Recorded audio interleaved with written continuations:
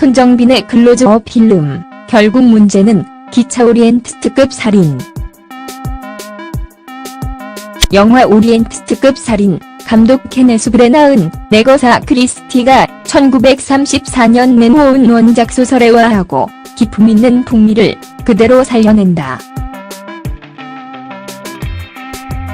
주인공 에르크윌 포아로를 연기하면서 연출까지 해낸 케네스 브래나는 전세계 추리소설 마니아들에게 수십 년간 극찬받아온 원작에 어떤 해도 끼치지 않겠다고 작심한 듯 섬세한 각색과 아름다운 촬영으로 114분 동안 크리스티의 글을 담는다.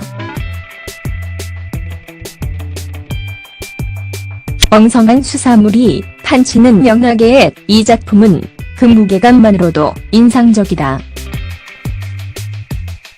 하지만 삐딱하게 말하자면 오리엔트급 살인은 시대착오적이다.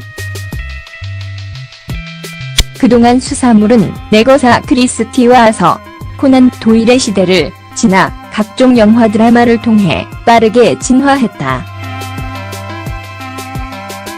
더 입체적인 캐릭터, 더 정교한 서사, 더 깊이 있는 메시지로 무장한 작품들이 1934년 이후 80년이 넘는 시간 동안 속속 등장해 관객을 홀렸고 이제 사람들은 웬만한 자극에는 더 이상 반응하지 않는다.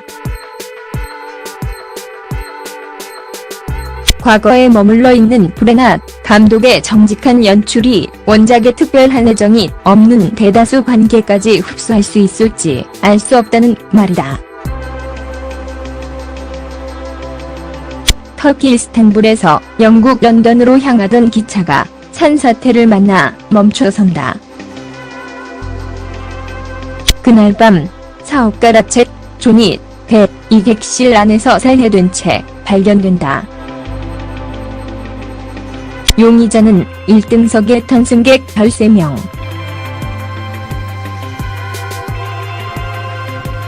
이 기차에 타고 있던 탐정 에르크윌 포아로 케네스 브래너는 즉각 수사에 나서지만 용의자들의 알리바이에는 빈틈이 없다.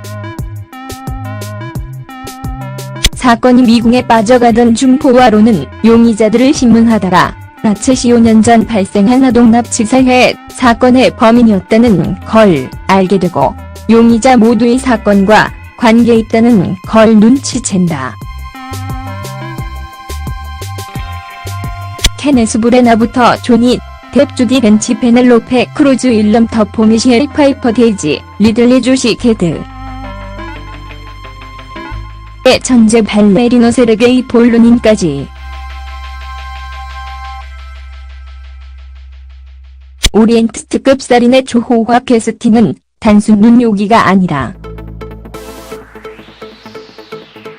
이들의 존재 자체가 긴장감이다.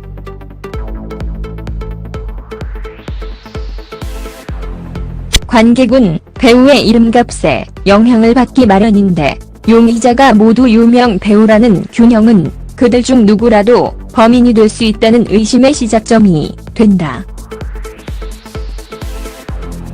1974년 시드니 루메 감독의 동명 영화에도 숀 코너리, 잉그리드 버그먼, 앤서니 퍼킨스 등 당대 최고 배우가 출연한 것도 우연이 아니다. 브래나 감독이 소설을 영화로 옮기면서 핵심으로 삼은 연출 방식은 효율적인 요약이다. 원작에 없는 새로운 설정을 추가하거나 원작에 있는 주요 설정을 생략하는 과감한 시도는 없다. 대신 원작을 충실히 살리며 작가 크리스티와 추리소설의 고전 반열에 오른 그의 작품들, 그리고 주인공 포아로의 세계를 향한 존경과 믿음을 내보인다. 감정소설도 결국 사람과 삶에 관한 이야기다. 반전에만 집착하는 숱한 스릴러에 지친 관객이라면 오히려 신선하게 느낄 수 있다. 영국 배우 출신으로 셰익스피어의 희곡을 꾸준히 영화화해온 브래나 감독의 경력이 이해되는 대목이기도 하다. 이런 장점에도 불구하고 원작을 현대적으로 재해석하지 못한 부분은 오리엔탈 특급 살인을 무미건조하게 만들고 만다. 결국 문제는 기차다.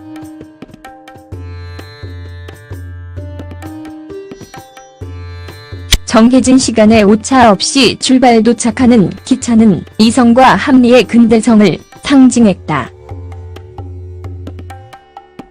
동시에 기차는 고립된 공간 속 엔진의 굉음으로 인해 무슨 일이 벌어져도 누구도 눈치채지 못하는 에로틱하고 폭력적인 곳이기도 했다. 원작은 당시 독자들이 기차를 떠올릴 때 느낄 이런 이중성을 파고들어 묘한 긴장감을 자아냈다. 그러나 2017년 관객에게 기차는 그저 운송수단일 뿐 더 이상 과거의 상징성을 갖지 않는다. 원작을 충실히 영화화하는 것과 별개로 기차라는 공간을 새로운 의미를 부여하지 못하고 새롭게 활용하지 못한다면 1930년대의 크리스티와 2017년의 관객 간 80년의 틈을 뛰어넘는 건 사실상 불가능하다. 옮고 그름은 명확하고 그 중간은 없다던 포아로의 신념이 이 사건을 거치며 옳고 그름 사이 회색지대도 존재한다는 식으로 변화하는 것 또한 근대적 인간의 탄생이라는 점에서 기차의 상징성과 일맥상통한다. 다만 이 메시지 또한 지금의 관객에게는 전혀 새롭지 않다. 세계는 점점 더 이해하기 힘들 정도로 복잡해져가고 이런 불가해한 인간과 세계를 다룬 걸작들이 이미 관객의 마음을 뒤흔든 상황에서 찾아온 포아로의 깨달음은 뒷북이거나 새삼스럽게 보인다.